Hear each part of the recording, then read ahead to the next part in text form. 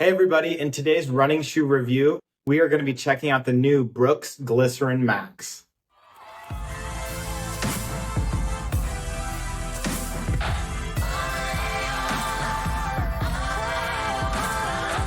So as we jump right into this shoe, I want to first talk about the specific details of the shoe, and then we'll go into the pros, the cons, and how I felt on the run. First of all, this is a max cushion shoe, similar to a lot of Hoka models, similar to a lot of New Balance models. This is coming in with a 6 millimeter heel drop from 45 to 39. As you can tell, there's quite a bit of cushion. You're probably going to gain an inch when you put the shoe on. It is a little bit stiffer, but you do have a lot of cushion.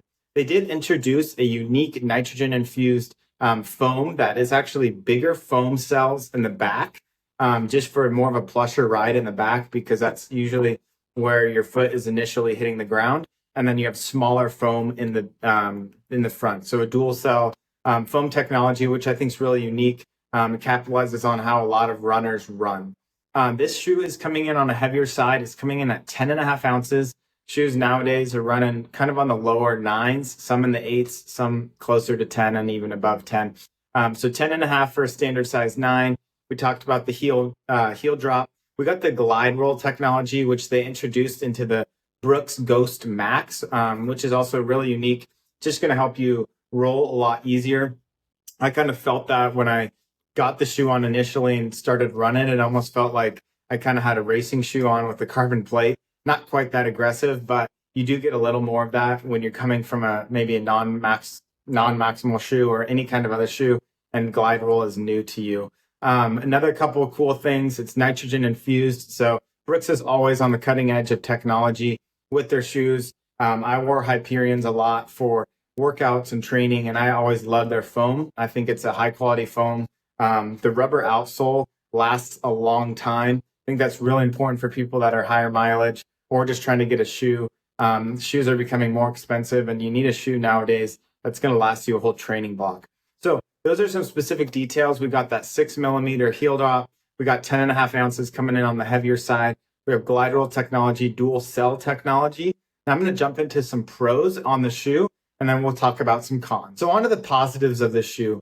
One of the first things I initially noticed when I slid this onto my foot was just how great fitting it was. I wore some Brooks Ghost throughout college, and I found them to be just a little bit narrow. I think when people steer clear of Brooks, it's usually because they have a wider foot. They'll go to Hoka or they'll go to New Balance just because the toe box might be a little wider or the midfoot might be a little wider. And so I have naturally just a slightly wider foot, not enough to go up to a wide size, but a little bit wider. And that's why I've always found myself going to New Balance or Hoka. And so one of the first things I was really excited about was just how well this fit. The toe box wasn't tight. I didn't feel like my feet were kind of crammed on top of each other, really narrow. The toe box is nice and wide. Some would say it's a little too wide. I'm sure people that have naturally narrow feet probably aren't the biggest fan of that, but I do think the toe box is a little more roomy. When you're running high mileage, when you're doing easy runs, when you're doing long runs, it's kind of what you want. You just ultimately want the most comfort. So the toe box was absolutely great. I think this rubber outsole is awesome. There's a lot of max cushion foam, but you also have really high quality rubber outsole. I know when I wore Hyperion Tempos, I put hundreds and hundreds and hundreds of miles, hard miles, on that rubber outsole, and it stayed great. And so I know this rubber outsole is going to last me longer. I came from a New Balance 1080 where that rubber outsole really shaved down for me really quickly if you're running on a lot of concrete, asphalt, etc. So rubber outsole is absolutely a pro. Lastly, I think it's just going to be a good mileage hog.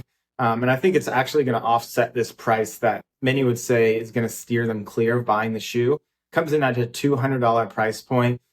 Shoes have become a lot more expensive. Certainly this is probably the higher end of just a neutral running shoe, coming at $200. But when you're looking at the technology, the quality, the durability, think about how long a shoe can last you. I think it's going to outplay the price of maybe it being negative. So absolutely great durability, great fit, true to size. I think it's going to be a mileage tank. So I'm excited to include this into my training log as we get ready for Boston in the spring of 25. I'm going to now jump into some cons about the shoe. One of the first things I noticed a couple miles into my run was that it was on the heavier side. I noted as 10.5 ounces coming in at a standard size 9. If you come from a non-maximal shoe, it's going to feel clunky, it's going to feel weird, and it's going to take time to get used to. And so I came from a New Balance 1080, which is a max cushion shoe, but it is on the lighter side of the max cushion with the fresh foam just being incredibly light. And so you obviously are bottom heavy with this foam technology and just a good rubber outsole with the durability. It is going to come with a heavier weight. And so if you're someone that likes lighter shoes, it's going to be probably a hard adjustment and maybe keep you steering clear of this shoe. But I do think the positives outweigh the negatives in terms of durability. I think the technology, it's a supportive shoe. So I think it's gonna load a ton of miles and it's gonna stay durable. And it obviously has the glide roll technology. So if you're talking about an hour and a half or 2 hours or even 3 hours of running, I think this shoe is gonna be great with the larger cells in the back of foam with the smaller cells up front. It's just gonna protect the legs really well. Number two, I think it's just an adjustment. Like I said, if you're coming from a non-maximal shoe, it's gonna feel really weird. It's gonna feel clunky. But I think as you break in the shoe, as you put mileage on it, you're probably going to really learn whether you absolutely love it or don't like it. I think that's when it comes to max cushion. People either fall in love with it and they stick with it and they ride it for their running career, or they end up going back to maybe just the typical 880s or the Ghost Max and stuff like that.